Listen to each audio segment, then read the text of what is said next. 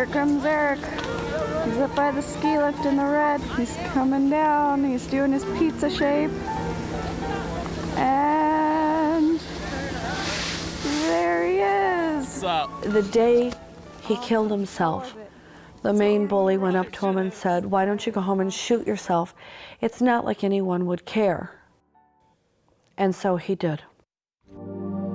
In 2005, we did a study called From Teasing to Torment, and what we found is that students across the country identify as the top 3 reasons that students are bullied: their physical appearance, their actual or perceived sexual orientation, and whether they are traditionally masculine or feminine enough. We have so many students that don't realize that their behavior is bullying behavior. They have grown up in families and been bullied. And so that's what they do. That's how they behave. And so the challenge, I think, for schools is to really get children to realize that their behavior is hurtful. Everything flows from the top. If you have an administration that does not believe that verbal taunting is bullying, then nothing will change. Nothing will change. He was a very, very big baby. Almost 9 pounds. And 23 inches tall. Didn't have a baby, had a toddler. He was a very gentle soul. He was raised to believe that there was never a reason to raise your hand to another human being. They didn't call him Twiggy for nothing. Right. That was his nickname in the Yeah, in the school. and when he came home with that nickname, most of us know where Twiggy originated from. She was a very thin model. And I said, "Are you sure?" "Oh yeah, Mom. Yeah, I'm well aware, but it's because I look like a twig."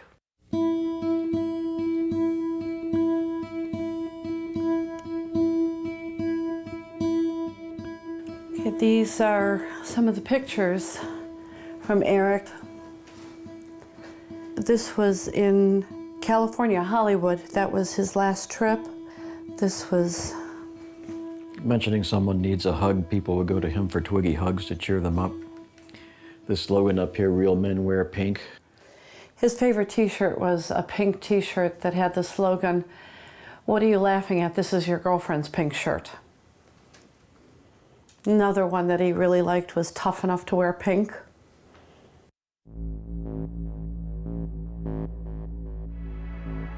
But he said nothing about the bullying except 6 days before the suicide itself. And it was on a Friday.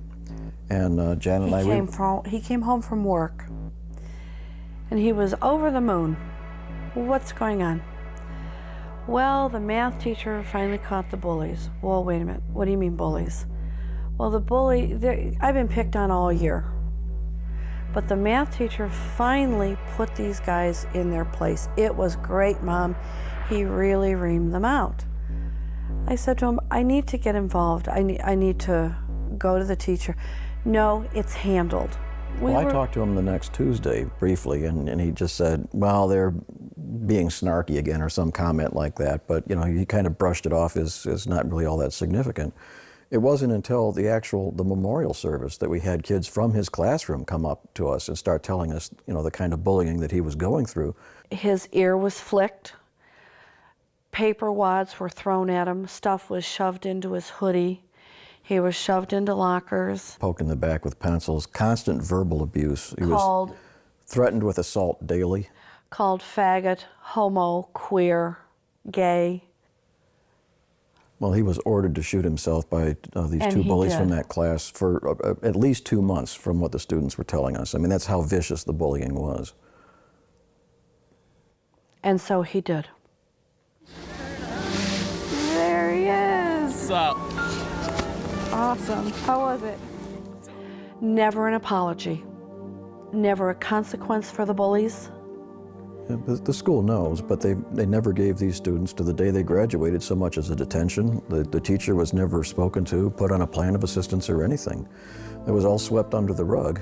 If it's the last thing I do, I want a federal law in place identifying verbal bullying as the crime that it is.